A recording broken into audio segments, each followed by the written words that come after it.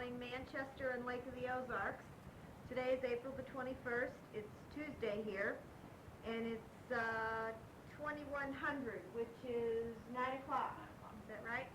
I'm looking at the VCR clock right here in front of me. I know there's an old sergeant that would remember what 2100 hours was. Anyway, we received your tape today. We were sort of expecting it because we got to talk to you on Thursday night, or your Thursday morning, which was great. I enjoyed getting to talk to you just for a little bit, which hopefully we'll get to do now while daylight saving time is on and we're off. It was a real interesting tape, lots of news, and I'm glad we didn't expand on that on the telephone because it takes away from the funness of the tape when we get to hear it. We listened to it in 2 stages. We went over and spent about an hour with Gretchen this evening. Steve's parents are in town, and he took them down to Phillip Island to see the fairy penguins, and she and the baby didn't go because it's an outside event. And well, they tried to talk Gretchen into going, saying that she could sit in the car, and I imagine that would be a lot of fun for her, sitting in the back seat of a car for about 2.5 hours while they traipsed around outside and came back and had a 2.5-hour ride back to Melbourne. I didn't think they were too considerate about her.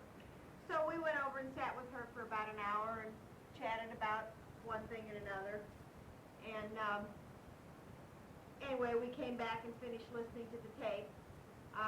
It was just like a year ago, the Shell Station event and everything, except you didn't have a tape to mail on the way out. But I suppose the next week you probably did. And of course you'll work it out so you can stop at that Shell Station on Thursday or Friday morning. When you need gas. Right. Too bad the kids didn't get to come down. Who knows what came up? It could have been anything. I know Randy said they were staying in town to work on a fence, is that right? Privacy fence for their backyard. For their backyard. So maybe they had to get some materials in or something with both of them working every day. I don't know what it was, but I know you were looking forward to it, but that's the way it goes.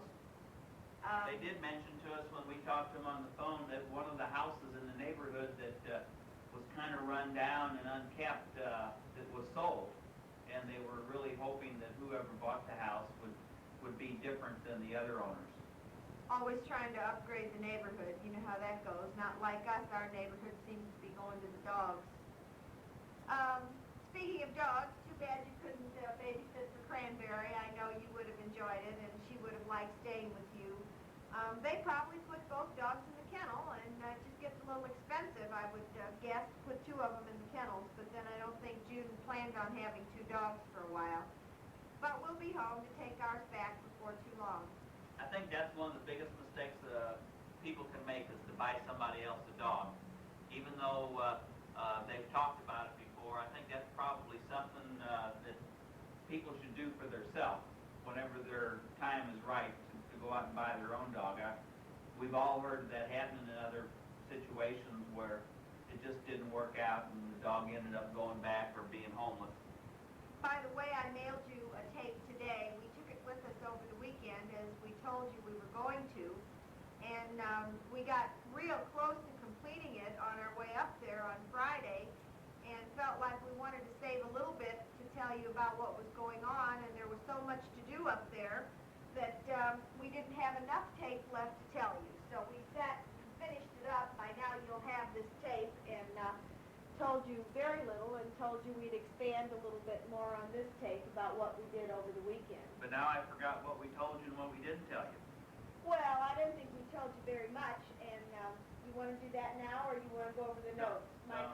We took some notes again like we always do, just to be able to respond to some of your comments and stories that you've had, but we'll go ahead and put you back up in Mildura, where we were this past weekend, and go through some of the things that we did while we were there, and hopefully, if we did mention them before, we apologize, but we'll start out by saying that I know we talked to you on the way up, and the traffic was bad just in one spot, but when we got up there, the motel room was less than adequate. It was about the size of 4 of our bathrooms, and so we went up to the owner of the place and told him, first we went out and looked for another motel room.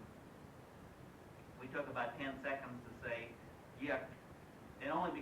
inside. It was clean. And it's a very soft bed, and it had the refrigerator and tea kettle and the colored television and shower and wash station, which really all you need. It was just very dull inside and small. So Old. And old, and all the prices in the area from the book were the same. So we went out looking, hoping we could get a cancellation or something. Well, we stopped at about 5 places, and everybody was sold out. Other than one place had a room for one night. Well, we didn't want to give up what we had booked for 3 nights. So we went back and said, well, let's go talk to the guy. Since we checked in pretty early, maybe we could get a different room. So we went and saw the owner and said that we weren't happy with our rooms. And he said, what was the number? And we said number 38, 35. He said, well, you must have been a late booking. And we said, well, yes, we were about 6 weeks ago. And he said, well, bookings are taken here for this weekend about Christmas time.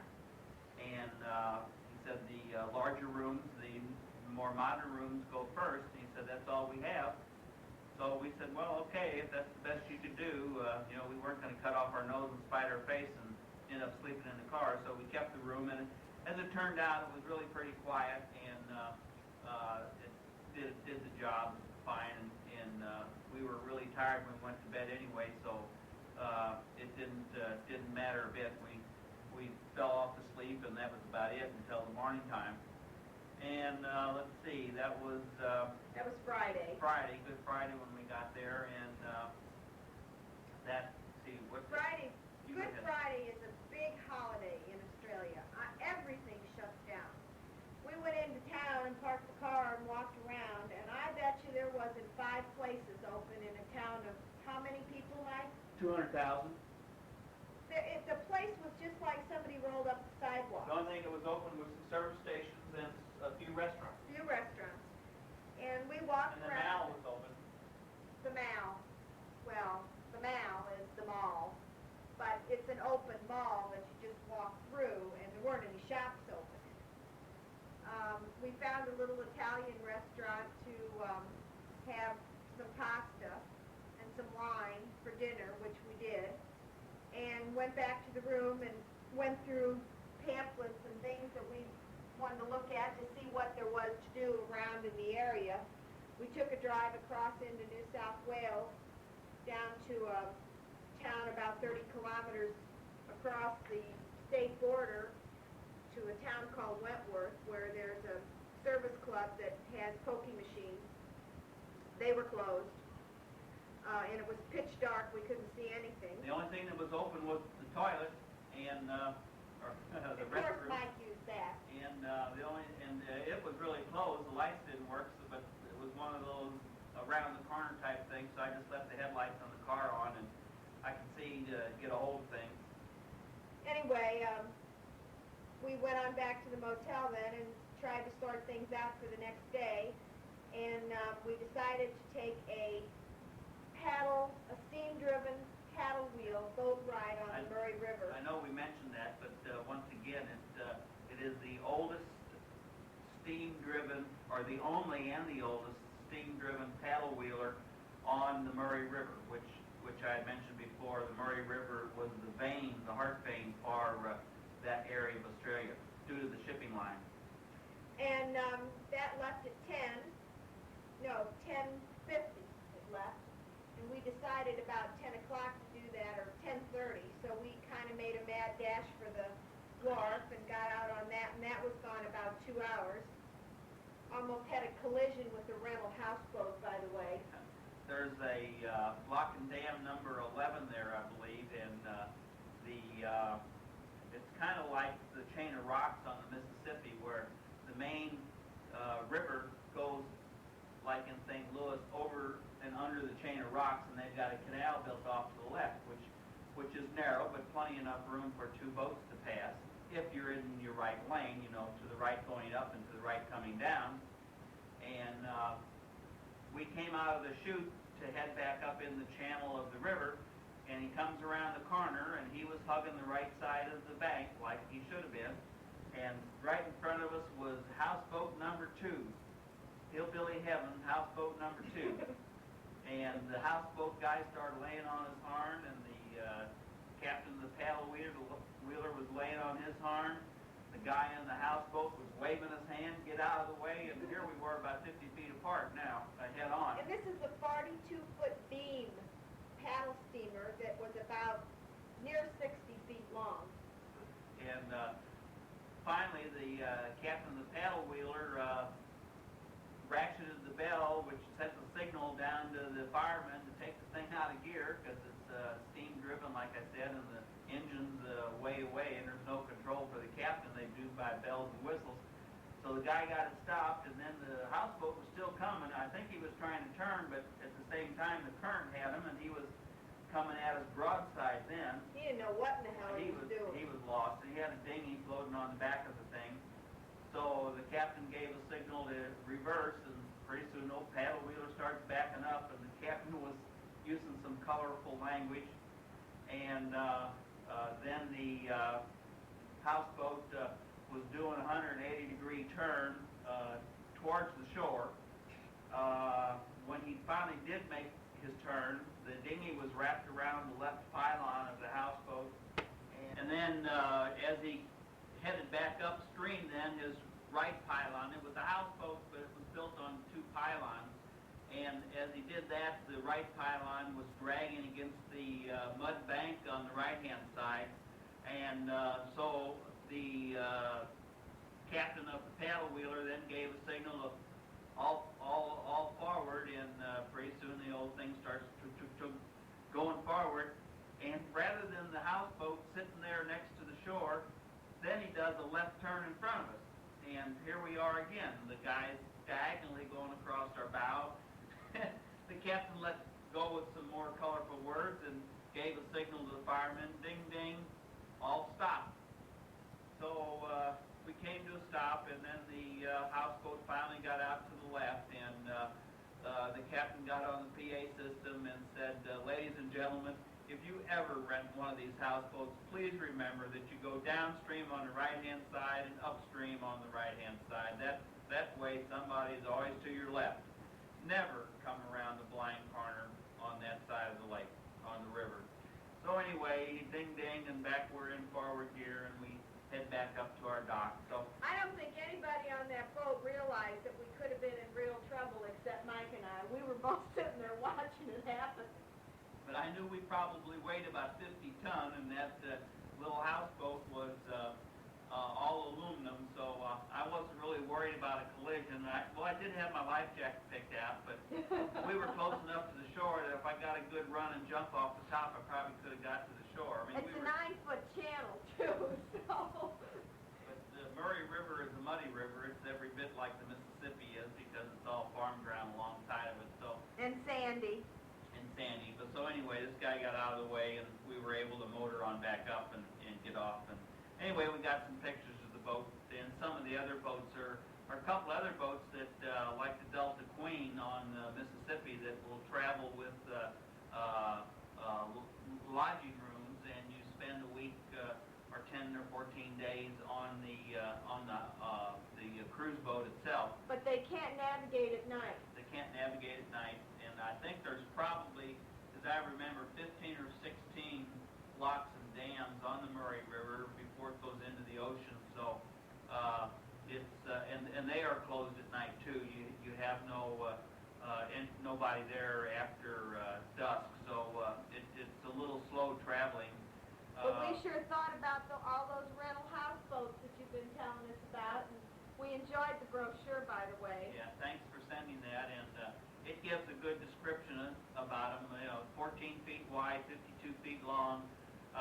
Got 140 horsepower single engine I/O, which seems to be a little shallow, a little small to me, and a 3.5 kV generator, which is maybe about the size of the one that's in your boat now. I think Otto told me there were 75 of those boats going to be down there. 75 total, yeah, and like you said, Bernice, they have other operations in other areas, so this is just an extension. Evidently, it's very profitable to them.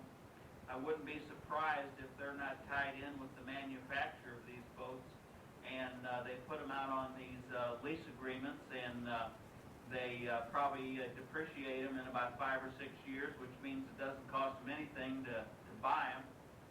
and then they turn around, and you'll start seeing these as used houseboats probably in 5 years from now running all over the lake. So whatever brand houseboat this is, you'll probably be seeing more and more of them. But what Carol and I were thinking about is come this next summer on a Sunday night, or a Sunday night whenever check-in is, or whenever Monday morning when checkout is, I ought to be sitting over there in my little dinghy somewhere watching these guys crash these boats back into the docks. Now, the picture on the brochure you showed us, it did show just a floating platform dock in, again, only in front of the houseboats. Either you back them in or pull them in forward, but only one tier, so they don't have a whole lot of money tied up in docks.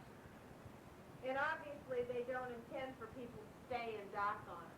No, it doesn't look like But they don't provide any overhead protection or anything. Are current, so they're going to be making good use of the marine crane that was left there. And yeah, and if they got to run their generators for everything, they're going to have to be using a lot of petrol. So, and there's no fridges on board. You probably will see a gas dock go in, or maybe a pump. Well, I think the pump on the shore might still be there, and they'll just put a long hose on it, or put in another pump halfway down and fill them up from the shore without having to have all that stuff going out there in the lake. And they probably will make it a private operation too. They won't be inviting boaters from the lake to fill up, because I think they're going to have their hands full. Those boats are going to get screwed up, but Link's Landing's been renting houseboats for many years, and he's still in the business, and I think the money's to be made from the depreciation on the things that you rent. And what is it, in peak season they only rent them for 7 days, and it's $1,600 a week. So you know, that $1,600 will go a long way to fix things, and if they have insurance, which I'm sure they will, that'll pay for the damage, because they're going to have some monkey at $5 an hour doing the repair. So even if they charge $38 to the public. you can just see that maybe it'll work out all right. Like I said, they've got experience at it, so they're probably in a good spot. However, it's very, very seasonal, and they need to worry about those things in the off season. But maybe they plan to find a place to put them on the shore. Then they don't have any ice problems in the wintertime. And they sure don't have any. It doesn't look like any overhead dock problems other than the flotation. Yeah. Well, anyway, back to Mildura. A little sideline. We took a nice boat ride, as we told you, and came back and had picked out a tour through an orange grove. Mildura is the prime fruit agricultural district for The state of the Victoria. state of Victoria, and that edge of New South Wales, I suppose. We went to an orange grove called the Orange Bowl, and he has a tractor with the little pull carts, like something like Disneyland has through their parking lot. The owner narrates. He takes you through the grove himself. They grow oranges there. They grow apricots, avocados, some limes, some mangoes, some passion fruit, And primarily oranges. oranges. And a small nursery for seedlings to Right. raise seedlings. But it was quite interesting. It was about an hour trip. But he's got 50 acres there, and he's making a pretty good living on 50 acres now. It's a mom and pop operation. Yeah, I don't think any other kind of farming business that you could make a living on 50 acres. It was very interesting. They told us about treating the soil. It was a desert at one time, and so the soil is very salty. Sea plant. And Inland sea. that's right. Inland sea. So they have to, when they irrigate from the Murray. They have a pumping station, and they pump underground and water their trees directly, but they also have to take the salinity out of the soil, and they have a dumping ground for that. For the runoff water. For the runoff. It was quite interesting. We both enjoyed it. It was a beautiful day, so it was nice to be outside and be able to be around. Without that knowledge of the fertilization and the watering of plants, the average rainfall for that area is only 11 inches a year. year, and I think probably St. Louis gets 11 inches in April. Yeah. So, That wouldn't be enough for the Florida citrus growers. yeah. So they have to supplement that, I think, with 20 inches of irrigated water. So without that knowledge, that old seabed area there would be just a desert, and they wouldn't have been able to do anything with it. So lucky for the Murray River, lucky that the Murray River is there for those people to irrigate not only that, but all the grapes that are grown in the area too, for the wine and the sultanas. We left there and drove down to a town called Wentworth, where there's a historic old jail that was built in the early 1800s. Quite an interesting character. I'm sure it is a National Trust property, so it's all volunteer help as far as everything goes. And there was an interesting character taking money at the gate who packed a gun and told stories to all the ladies and the kids, and they had jailbirds costumes to put on various people. Of course, my American accent got me in trouble once again, and I had to wear one, so we do have some photos. He asked Carole if she could tell a male from a female, and she says, well, I think so. Real questionable, like, because by this time we knew that he was a character. So he said, well, ma'am, that's not hard. You walk up to the person and you count the male chromosomes and you count the female chromosomes. And after counting the chromosomes, if you can't tell, you just look up his genes. Okay, Mother, did you get that one? Now, let's see. We don't have another story. I think you told them their story on the last tape, didn't you? I forgot. So I suffer from that disease, CRS, because I can't remember the story. I had a big belly laugh over that, by the way. I know Mother did, and I had a big belly laugh over it. I think that we'll use that. That's funny. You tell AJ that that's made it all the way to Australia. Anyway, we visited the jail and went on back and stopped at the Working Men's Club. A friend of mine had told me that the Working Men's Club has the longest bar in the world. Yes, in the Guinness Book of Records. Now, there seems to be some dispute because there's a bar that was built, I don't remember where. Called Lulu's. Might be in Florida. California. That is supposed to be 32 feet longer. But this bar has beer, the one in Australia, the Working Men's Club, has beer on tap. 19 taps. 91 taps. Taps. And keeps 1,500 glasses cold at all times, frosted. The other one that's in the United States has canned and bottled beer. So they say that there's no comparison between the two bars. They do agree that it's 42 feet long or whatever, but they don't say it's a bar in Australian standards because it doesn't have draft beer. Draft beer, that's it. Anyway, we went to the Working Men's Club and I had the most terrible glass of wine I think I've ever had in Australia. Tasted like vinegar. Speaking of which, we learned something about wine while we were up there, and I'll give you a little info on that a bit later, because we did visit a few wineries. I skipped that. We did that after we went to the Orange Grove. But anyway, we enjoyed stopping and seeing this huge, long bar. It is just at a Working Men's Club. It seems to be that it is a private club and there must be dues, but if you're a visitor and you go in and tell them you're a visitor, they'll give you a visitor's card for the length of the time. Looks like it was a blue-collar workers type. Right. But we had dinner there. They had counter meals, and as a matter of fact, we had 2 meals there. We had dinner there Easter Sunday, and we had dinner there Saturday night. Easter Saturday. And went back to the room, and we had decided, it was about 7:30, 8 o'clock, I guess, and we had decided we were going to go play some putt-putt for lack of nothing else to do, and we both fell asleep. In our little bitty postage stamp room. Right.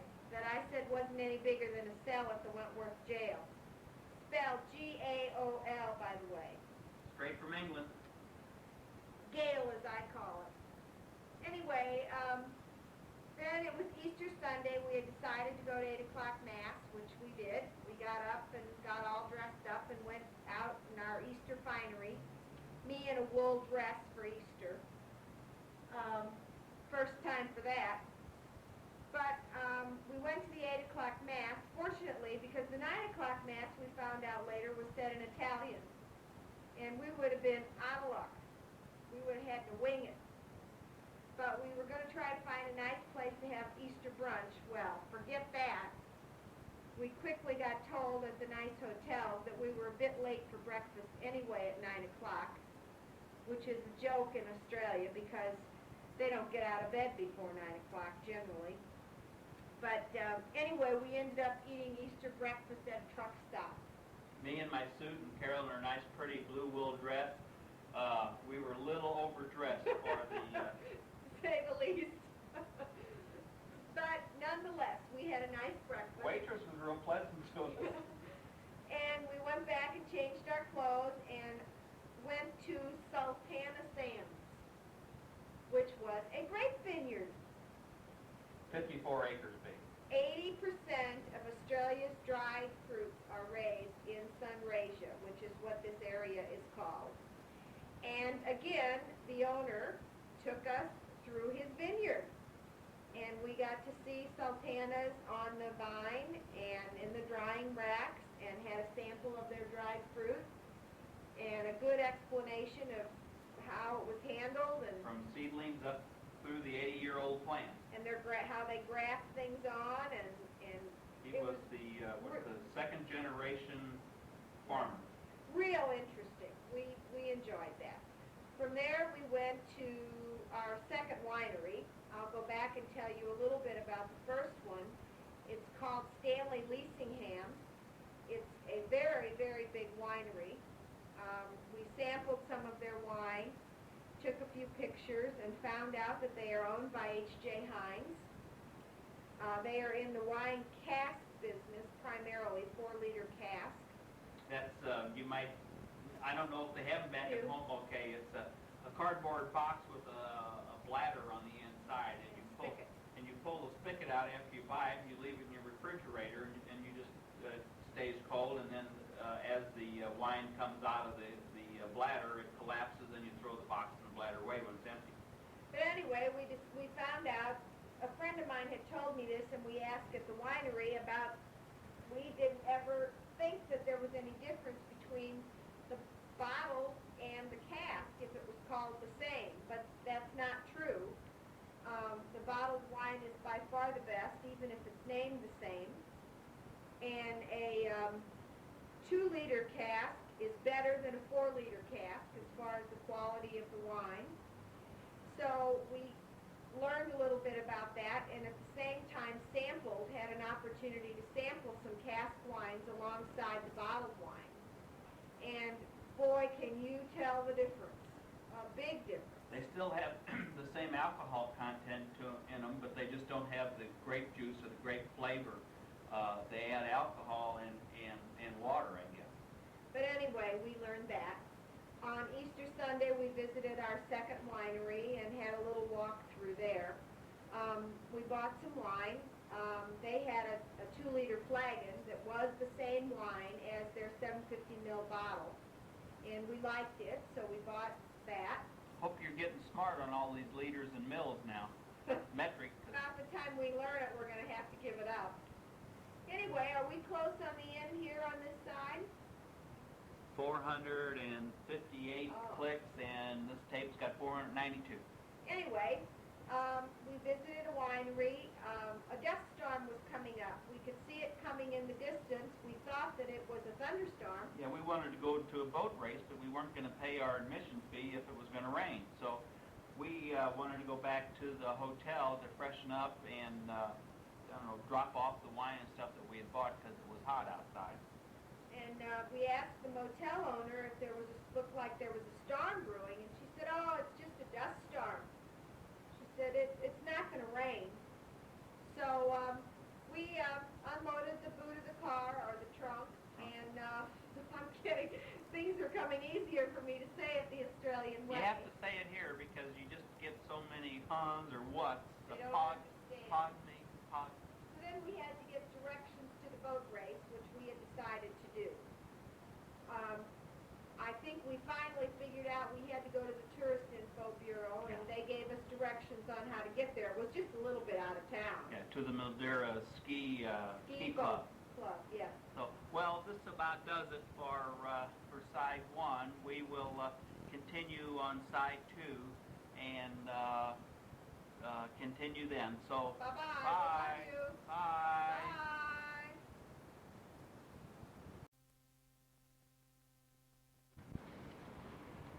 Hello again from Australia. This is still the same day and the same time, just a few minutes later, and we're now on side two. And we will continue about the boat. Well, we made our way to the Mildura Ski Club site out on the Murray, where they had run a big ski boat race in the morning, and they were getting ready for the afternoon's activities, which were going to be power boat races and ski boat races. They call them ski drags. Ski drags. I have to let Mike explain this because the dust storm, in fact, did come up. We had shorts on. We were standing on the river. It was colder than Billy be damned. We waited an hour, and they hadn't started anything yet, and I went to the car. Randy can tell you about that when he and I went to the races over in George Winter Park in Fenton, there was so much lag time between the races that people over there were starting to chant, "We want the race, we want the race, bring out the boats," and so on and so on. And that's about the way it was here, but they're stupid people here were getting so drunked up on beer and whatever else they were drinking or smoking, they didn't much care, because that's a little bit, in my opinion, a little bit of an unruly crowd. But anyway, Carol got cold and she went on back to the car. She just couldn't take it anymore, and I waited for through 3 races, I believe, and the first race was a drag race. I think Mr. Sharp used to run those. I think it was a mile or a meter, kilometer. And first they did the inboards, and then they did the outboards, and then they had a grudge race between the winner of the inboards and winner of the outboards, and the outboard won that. It was an Evinrude V8 on about a 18-foot light hull boat, and the only thing that was in the water when he went by was the last foot of his hull and the engine. And he was really going. They said probably close to 150 miles an hour. Of course, it was a straight-out race. It wasn't any turns or anything.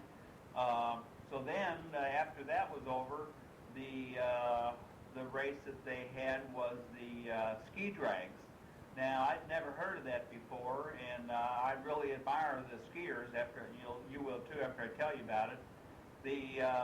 The boats went down. It didn't matter what your horsepower was, whether you're inboard or outboard, because the boats weren't classified for that.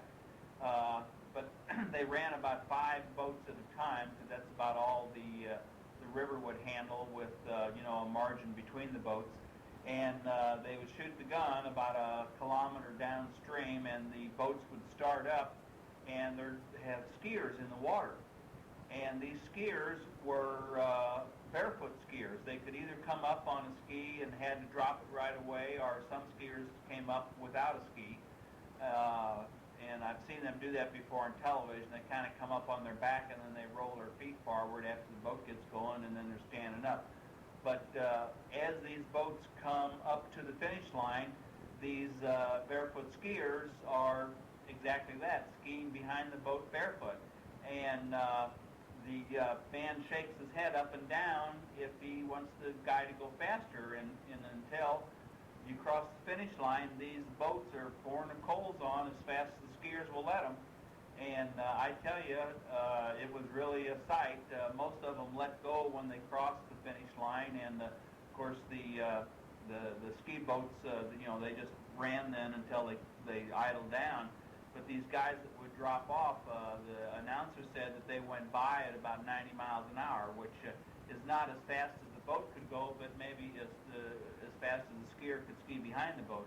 I believe most barefoot skiing done in the ski shows down at the Lake of the Ozarks or at the Cypress Gardens in Florida is done around 50 to 60 miles an hour.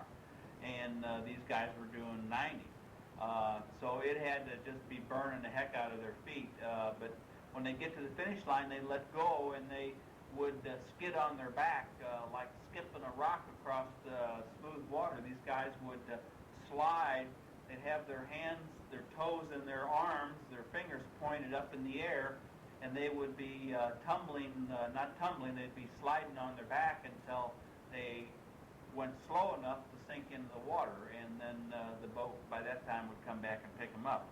So that was kind of exciting. I never had heard of ski drags before, so we left, or I got so cold I was shivering. I couldn't stay outside and watch anymore, but they had one boat race left, which the announcer was trying to talk people into staying to see, was called relays. Now, relating that to a track match, a relay would be you'd run one lap, or you'd, in this case, you'd, like in swimming laps, you'd swim one end and touch the other person, or this point, I guess, when he crossed the line, you would take off. But I didn't know any more than that it was just called a relay race. But that might have been pretty interesting with the boats going back and forth and at the speeds that they went. Well, anyway, that was about pretty much the extent of that day. We went back to the motel and both took a shower because we were covered with dust and felt like we'd been beaten to death from the wind, and got some warm clothes on. We were hungry. We went over to the Working Men's Club and had our dinner on Easter Sunday.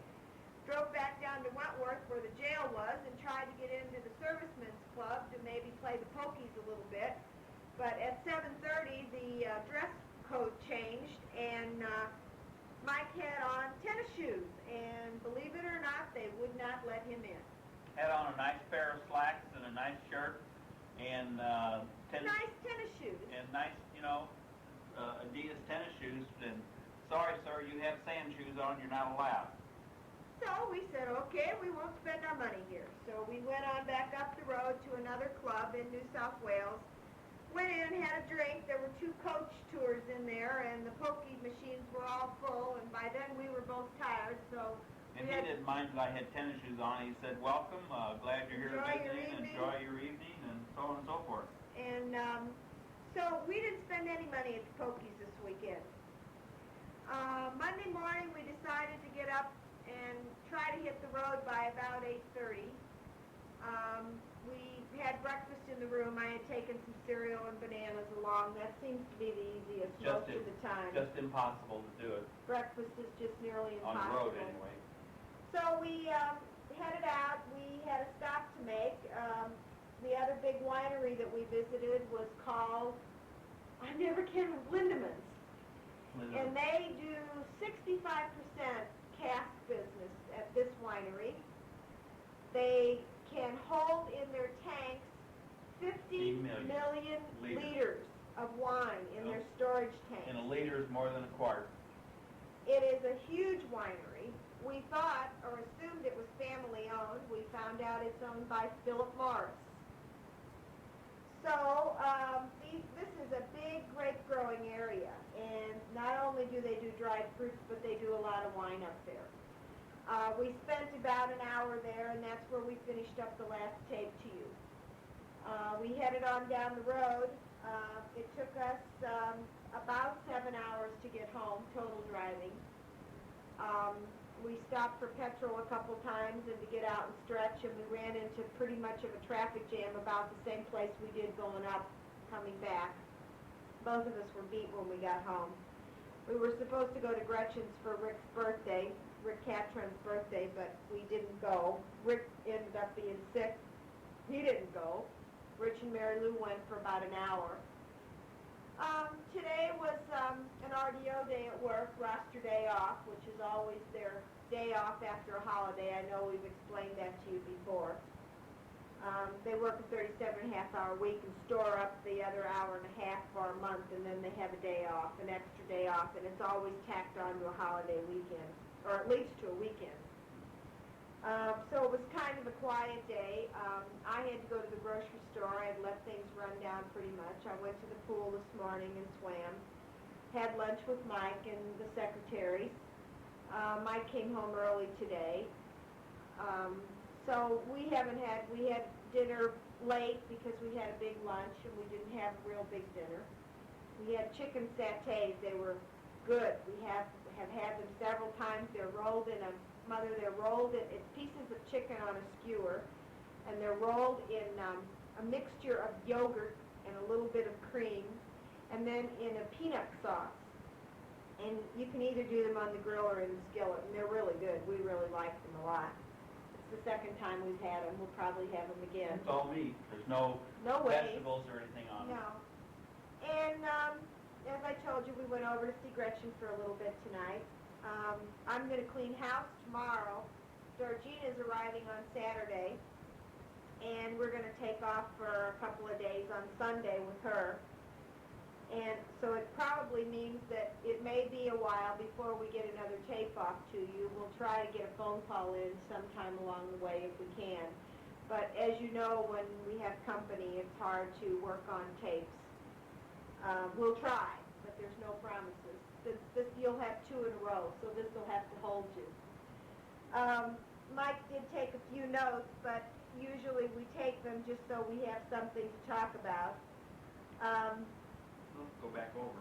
We can go over them. You said that the weather has been absolutely beautiful there, and spring is always nice, and the dogwood and the rosebud blooming at the lake makes us really want to be there. And we have a bush that's down on the left-hand side of our bank. If the water didn't get to it last year, Forsythia or something like that. It's yellow and Forsythia, and there's one up by the gas tank too that's always real pretty in the spring.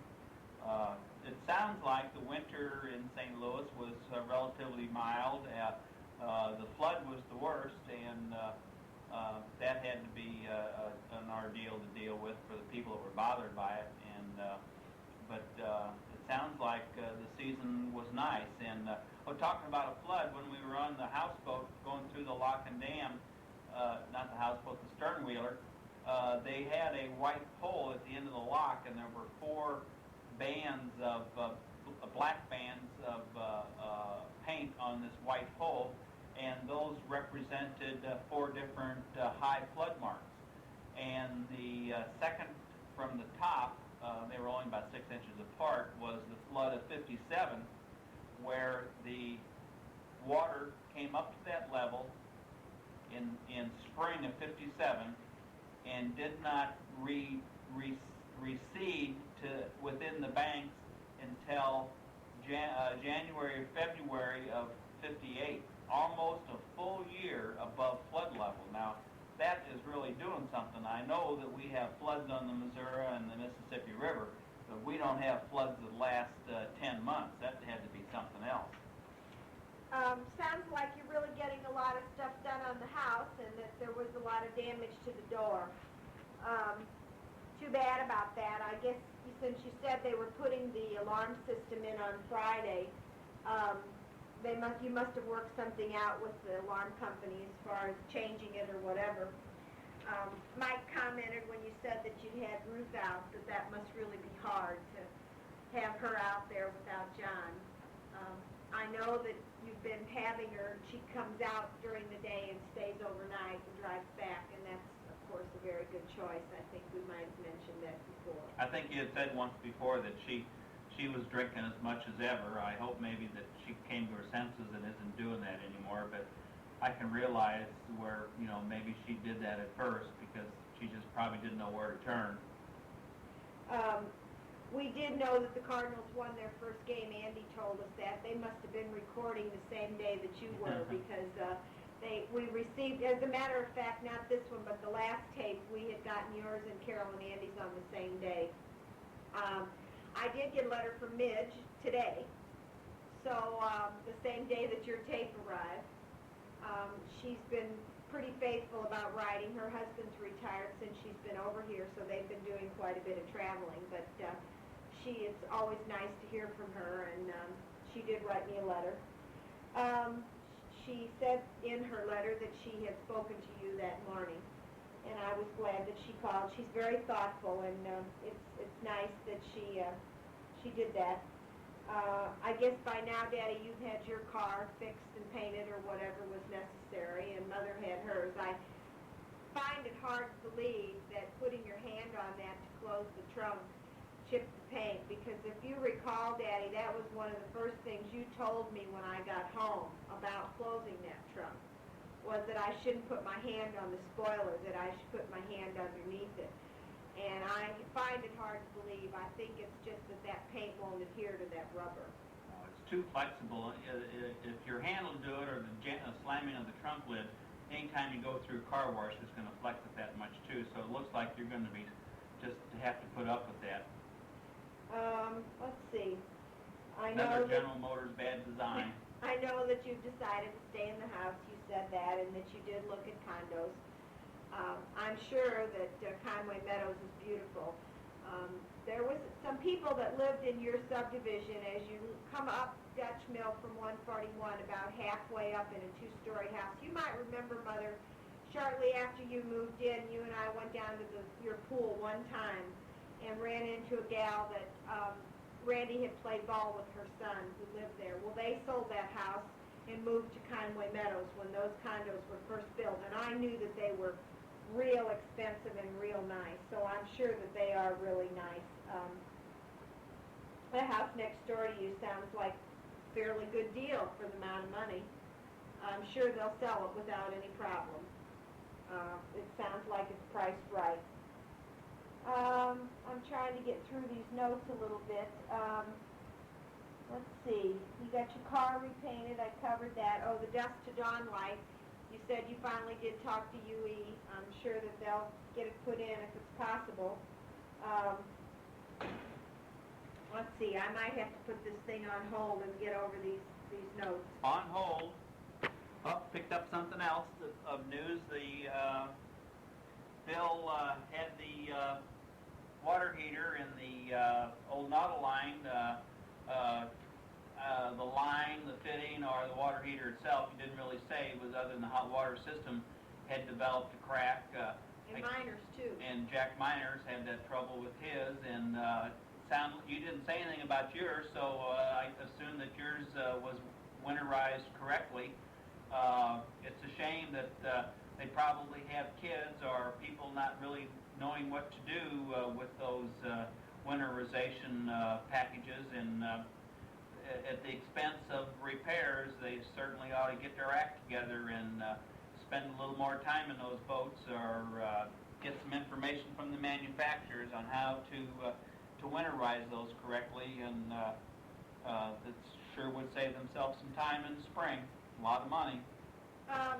You talked about the manhunt, and this was, you were talking to us the week of the 7th and 8th of April, going on down in Rolla. Gretchen told us tonight that she had talked to her mom and dad yesterday, and that, in fact, that manhunt is still on.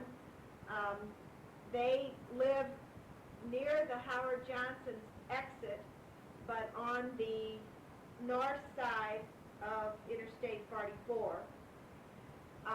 Perhaps Sheila's pointed out to you where their house is. I don't know exactly. I don't think you can see it from the road. But apparently, the Highway Patrol feel that they had an attempted break-in a week or so ago.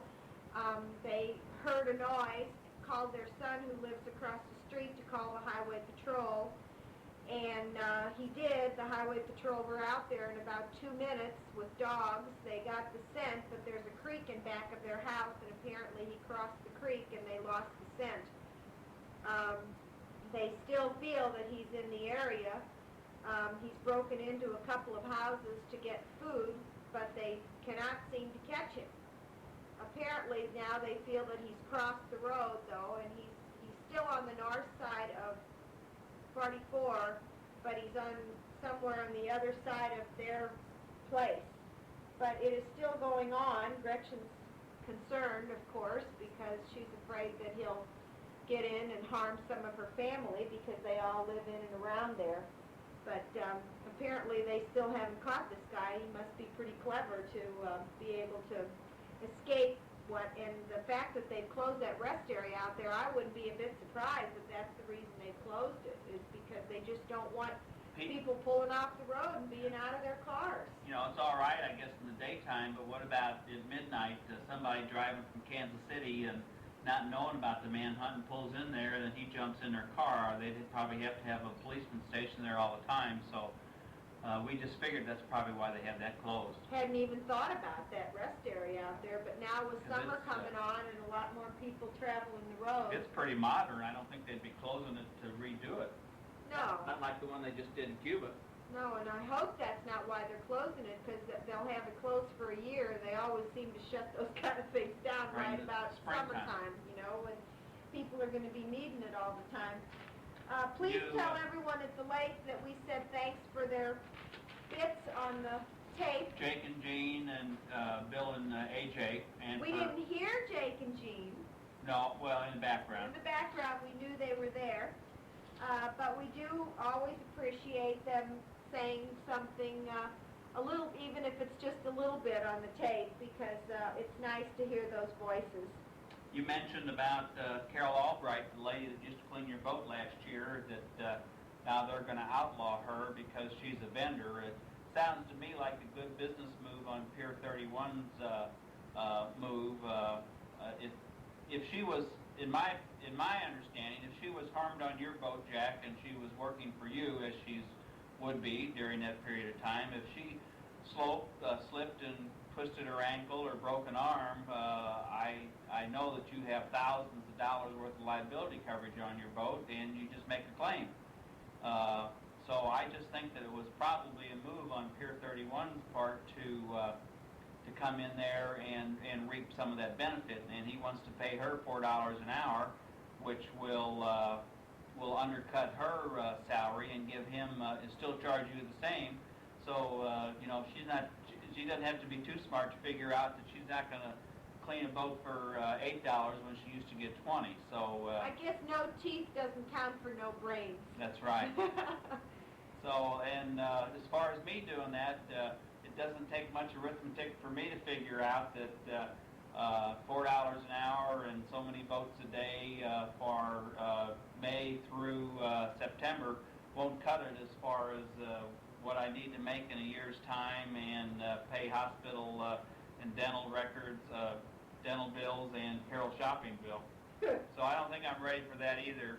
You know, Carole and Andy told us that the last time they were at the lake, which I guess was last year, they had gone, well, they've been down since, I think, this year, but last year, they had gone up to the Nighthawk to have a drink at the Kitty Hawk Lounge and found it closed. Last fall, yeah.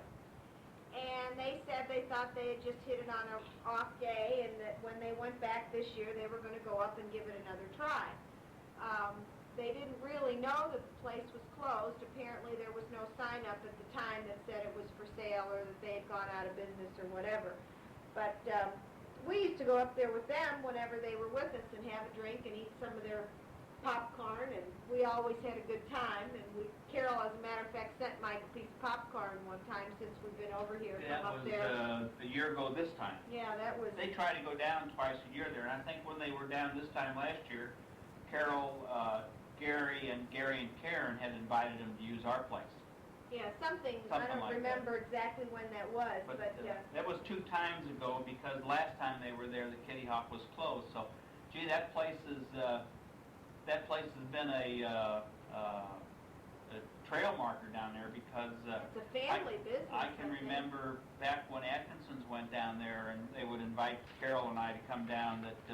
That was one of the places they went. I think it was on Sunday night. On the way back in. Sunday night smorgasbord at the Kitty Hawk from 12 o'clock on, and that was always a place to load up on good grub before you headed back to St. Louis. And that and the Ozark barbecue. And the Ozark barbecue, but it took longer than 3.5 hours to get back from the Ozarks at that time. Well, we are quickly approaching 2,200 hours here. I don't know. I suppose we could probably finish this tape up tonight if we wanted to just ramble on a little bit. Well, let's see. What kind of plans do we have in the future? Well, if we can run through... of course, we've talked to you about this now. We won't be able to talk to you about it later. The trips we're going to take with Darjean. Well, we're going to take her up to Hall's Gap up in the Grampians to see the kangaroos and the koalas. We're going to take her on the Ocean Road.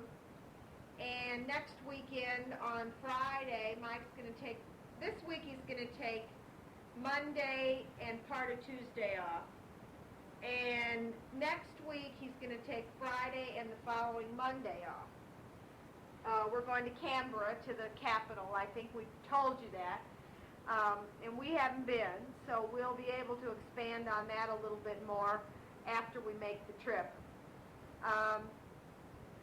I know that Georgina and I will probably do some things in between. We're going to try to keep her busy. She's going to stop in Sydney for 2 days before she comes here. She leaves St. Louis, I think, well, it would be today, the 21st. The 21st St. Louis date. St. Louis date on the 21st, which it's now about 7 o'clock in the morning, and I don't know what time her plane leaves on the 21st.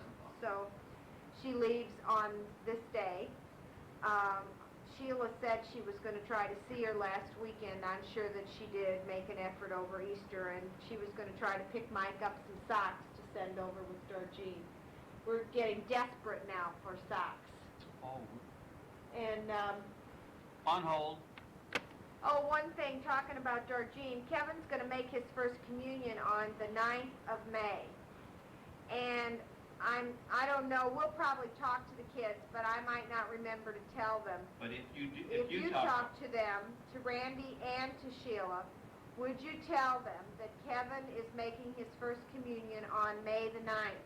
And it would be nice if both of them would send a card. Georgine would appreciate it, and so would I. So I'll try to remember to tell them myself, but if you would tell them also for me, if you could make a note of that, I'd appreciate it. Even though First Communions it's young and there's a lot of belief about you should do it later, it still is a important step in a young Catholic's life, and it's always, should make a little to-do about it, a little celebration, and if we were home, I'm sure that there would be a First Communion party, and we have taken care of getting him a little present that we will send back with Georgine for him to open up on his special day. So if you'd pass that on to the kids and ask them to remember him in some way, we'd appreciate that. You told us briefly that Robin didn't win. I'm real glad you went to the pageant. You didn't tell me that you had gone. You did tell me on this tape, of course, but you didn't tell me that on the phone. And I was real glad to hear that you had gone, even if it did cost you $8 a piece. You can afford it. And I'm glad you went, and I know that it meant a lot to Ron and to Robin. I suspected that she was going to be competing with professionals, as you say. It was quite an honor for her to have been chosen. I was concerned, I told you before, that I didn't know if that was the right kind of an environment for a 14-year-old who knows she's cute to be thrown into. But, and I wouldn't say this if I thought you were going to play this back to Ron. I know you're not. Because with that comes all the makeup and the special clothes and the... And she's already into that. Yeah, so it can just be a real headache. It's fine to be involved in that, but to be one of the front runners, it's really time-consuming and expensive. And really life in the fast lane, which I don't think a 14-year-old needs. Correct me on her birthday. I somehow seem to have lost track of it, but I think she was 14 and Ronnie's going to be 12. I think that's right. And maybe you could let me know on the next tape for sure that that is right. I think it is. Anyway, I do believe we're going to be able to finish this tape tonight. 60 clicks left. We can see we can plug it in and play some of the. We can play the 10 o'clock news. No, we don't want to do that. I have the humdrum job of cleaning tomorrow, as I told you. It's the only day I have this week to clean. And one of the vice presidents is coming in, and Mike has the job of showing him around on Thursday. So he's invited me to have lunch with them, which I'm going to do. I canceled my golf game to do that, and I'm going to try to postpone it until Friday, only the car needs to go in for service on Friday if we can get a booking. So tomorrow we'll try to get a booking for the car to be serviced, and then I won't get to play golf this week. But that's okay if I don't. we turned over 40,000 kilometers on the car, and that's when the checkup is due. And with Darjean coming in and our drives with her and our drives with Sheila, we'll be up around 4,500 kilometers if I don't take special... 1,000 kilometers. Yeah, 1,000. We don't take special care to try to get it done this Friday, because there just won't be any other time left to do it. So, and I'm going to start working on booking for our trip home now. I tried to call the travel agent today to tell her to go ahead and book one of the flights that's always waitlisted, and that's the one from Melbourne to Bangkok. We did ask Joyce and Dennis if they'd like to meet us in Bangkok. They have a trip to Germany planned in October, and we suggested that they change their plans. They could always go to Germany. They could always go to Germany, and we could show them around Thailand. We haven't heard back from them yet, so we don't know whether they will do that or not. But they just might. You never know about them. It was a suggestion, and they don't have a lot of people that make suggestions to them other than his mother and her mother. Yeah. So they just might do that, and I've been kind of dragging my feet waiting to hear from them, thinking that one of these nights we'll get a phone call. We're going to run out of tape, guys. We love you much. 2 tapes in a row, 2 days in a row. Bye-bye from Australia. Bye. Bye.